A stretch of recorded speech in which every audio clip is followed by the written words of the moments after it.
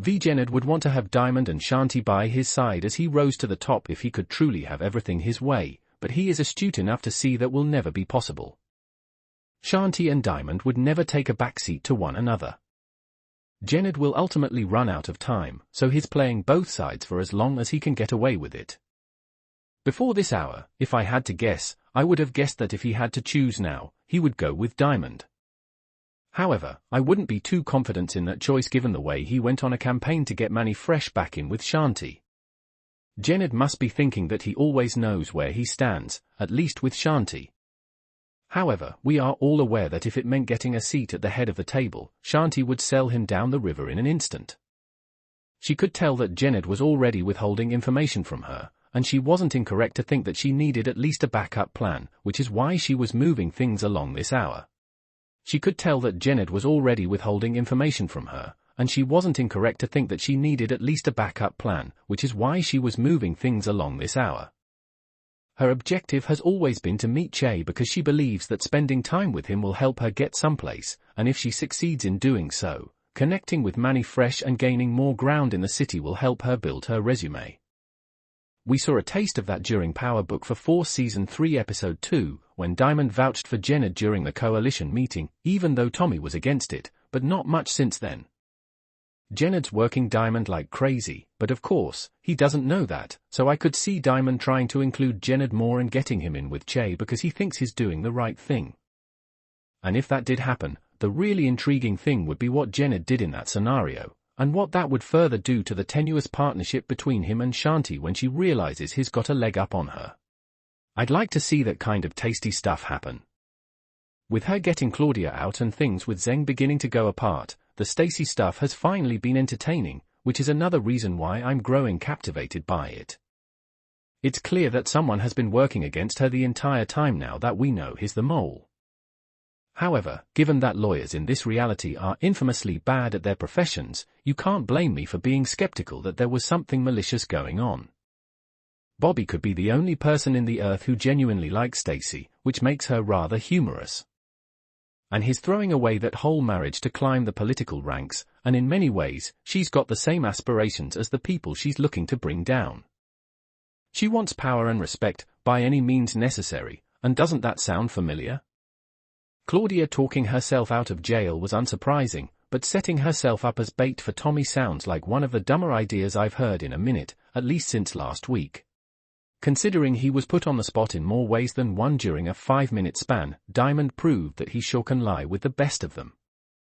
Everyone has their own long-term goals, and right now they're all using one another to get there, which means there's so much lying going on that, at times, it's hard to keep up. Diamond almost had me going for a second when he detailed everything with dmac and King Kilo.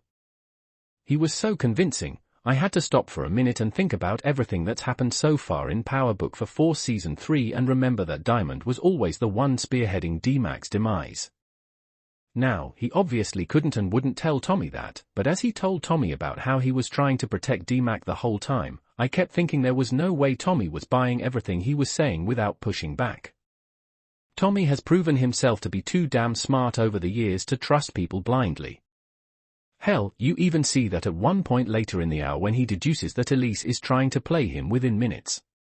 So, is he unquestionably believing everything Diamond tells him? Or is he biding his time because he recognizes that he needs Diamond right now and he'll be able to deal with him later? Time will eventually tell, but for now, he seemed content to take Diamond at his word. And with dmac in danger, he had to formulate a plan to get him out of it, and everything basically fell into his lap from there. I have no problem proudly being dmac's #1 hater because he's insufferable and arrogant, and not in the way Tommy is, or even how Ghost was, for that matter. There was a quiet arrogance, even when they were boasting, but with dmac, it sounds borderline desperate. Time will eventually tell, but for now, he seemed content to take Diamond at his word. And with dmac in danger, he had to formulate a plan to get him out of it, and everything basically fell into his lap from there. I have no problem proudly being dmac's #1 hater because he's insufferable and arrogant, and not in the way Tommy is, or even how Ghost was, for that matter. There was a quiet arrogance, even when they were boasting, but with dmac, it sounds borderline desperate. There were a lot of characters in this hour that I could not have cared less about. We are mere episodes away from the end of Power Book for Force, and there were multiple scenes of Vic and Ray, Tseng and his girlfriend, who know he's a mole, and SOD members who've been largely irrelevant to this point. I get that all these things are essential to the story they are telling this season, but it's just not all that fun spending time with people we don't know when the series is set to wrap up for good in the near future. All things this season are leading to things between Tommy and Miguel eventually coming to a head, but before we get there, we're seeing all these smaller scale squabbles, and Tommy working to settle scores before we get to the main course later on. And after finding out dmac was still involved with CBI at the end of Power Book for Force Season 3 Episode 4, Diamond, Jenard, and dmac had a whole lot of explaining to do, but in typical Tommy fashion, he wasn't super interested in hearing what anyone had to say outside of Diamond. On the one hand, DMC only knows the life. It's comfortable for him, and it's where he feels most like himself, but he's so brash and reactionary that it's hard to see this going well for him in the end. JP showing up this season purely to make amends with dmac felt a little hollow, although I appreciated that dmac apologized for what he said to his father. He sounded sincere enough, if not embarrassed by his past actions. I think dmac is still a kid trying to act like a grown-up, and we've seen that before in the Power universe, but the difference here is that he's never had someone to really hold his hand through any of this to set him up for any success. And the success he has found has felt more like luck than a harbinger of things to come. Tommy's plan to free dmac from King Kilo all came down to finding a fall guy. The elaborate plan with the 9/7s was just overly complicated for no reason, and Diamond and Jenard also continuously underestimate dmac, who has proven that he's not very bright at times. Still, he's not going to back down from anything. He went into that ambush with all his ducks in a row and set himself up for success, and I'll give him his props for that. Things were actually going well for them until the gunfight broke out, and then you knew one of those poor guys that came in last night was going to die. But much like his uncle, he's got 9 lives, and when he walked into the basement of the barbershop, I laughed so loudly. Diamond had even convinced Jenard that killing dmac was for the greater good, and they still couldn't make it happen. The King Kilo thing feels like it's going to hang around until he cuts ties with the coalition. Tommy does some digging and finds out that there's been a hit out on dmac, and that Diamond's known about it the whole time.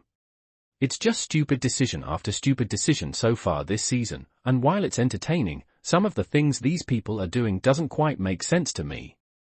But hey, sometimes you have to throw spaghetti at the wall and see if it sticks, or something like that. Tommy's always been a wild card. He could be the most intelligent guy in the room, but we've seen his emotions lead him into some dangerous situations on numerous occasions. And that's to say nothing of the fact that his narcissism often hinders him from seeing outside of his limited scope. Tommy wants to take over Chicago and control the whole city in a way he could never quite master in New York, and he's so damn close that he's not seeing anything else beyond the finish line. Getting to that finish line will require a lot of moving parts working in tandem, perhaps none bigger than the coalition, and his antics so far this season have done nothing to shore up those alliances. He faces the full consequences of his mistakes. One aspect of Power Book 4, Force that's particularly intriguing is its exploration of Tommy's newfound family, his half-brother J.P. Gibbs, Anthony Fleming III, and nephew dmac, Lucien Cambric. Though dmac being JP's son isn't public knowledge yet, it's bound to come out eventually, and JP has already told Tommy that he's in a financial bind. Ghost's family was completely caught up in the game, even his true love Angela was a U.S. attorney. JP is trying to stay on the straight and narrow as is Gloria, and dmac's not totally in yet. Tommy can have a side of his life that has nothing to do with drugs, giving himself a balance and saving himself from making the mistakes Ghost made by being unable to keep things separated.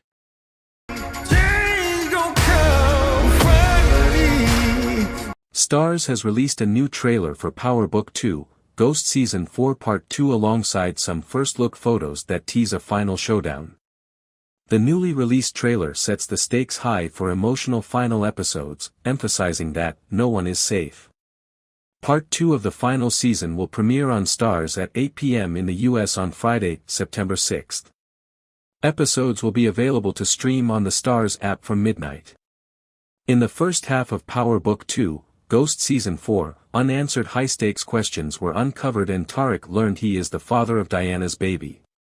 Part 2 will showcase the adage, like father, like son. Tarek finds himself in an eerily similar situation, just like his late father, Ghost, stuck between a rock and a hard place, with the choice to leave the game or take over, reads the official synopsis for Part 2. Entrapped by Detective Carter, the Tejada family realizes their safety is not guaranteed. Monet fiercely fights for her family to become whole again, but is it too late? Noma is working her way to the top of the food chain. Meanwhile, her daughter, Anya, gets too close to the game, forcing Noma to think twice about her actions.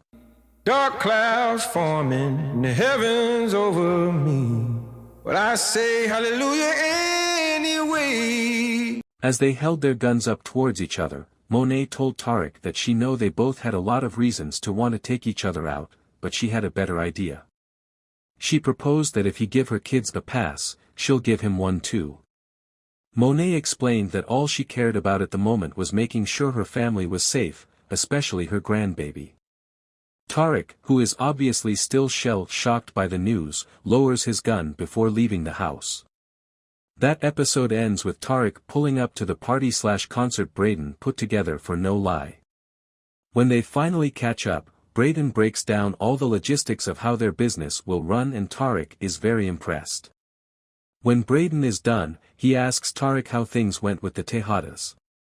Tarek tells him that he might not a drink before he gets into it and also says that needed to hit the blunt Braden was hitting at the moment. As the two sit at the bar, Tarek spots Anya. He walks up and offers to pay for her drinks as he introduces himself. She tells him that she can pay for her own drinks. Tarek responds by saying he could see that but she shouldn't have to. She loved the line and introduced herself. The episode ends with Tarek telling Anya that it's nice to meet her. That boy cold. Power Book 2, Ghost continues to dominate television screens as it approaches its mid-season finale in its final 10-episode run. This spin-off from the original Power series, which concluded in 2020, has garnered significant attention, with Season 4 attracting 6.5 million multi-platform viewers during its debut week on Starz. Michael Rainey Jr. portrays Tarek St. Patrick, the son of James St. Patrick, known as Ghost, a former drug lord and businessman. Tarek, who killed his father in the original series, now navigates a dual life as an Ivy League college student and a drug dealer. Season after season, viewers witness Tarek's attempts to earn his inheritance through education, only to be drawn deeper into a life of crime.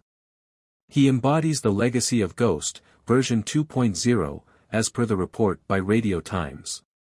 Adding to the complexity, Detective Don Carter, Michael Ealy, enters the fray, determined to bring down Tarek and his associates, including federal agent Angel Young, with ties to Paz and Angela Valdez. The impending threat forces Tarek and his loved ones into precarious situations, testing their resilience and alliances. The Starz app offers streaming for every Power franchise installment, including Power Book 2, Ghost. Fans excitedly await the dramatic finale of this spin-off, which functions as a sequel and a standalone story in the Power universe, as the series gets more intense with each new episode release. Despite the Starz show's lengthy hiatus between seasons, the third season debut does not reassure viewers of its world.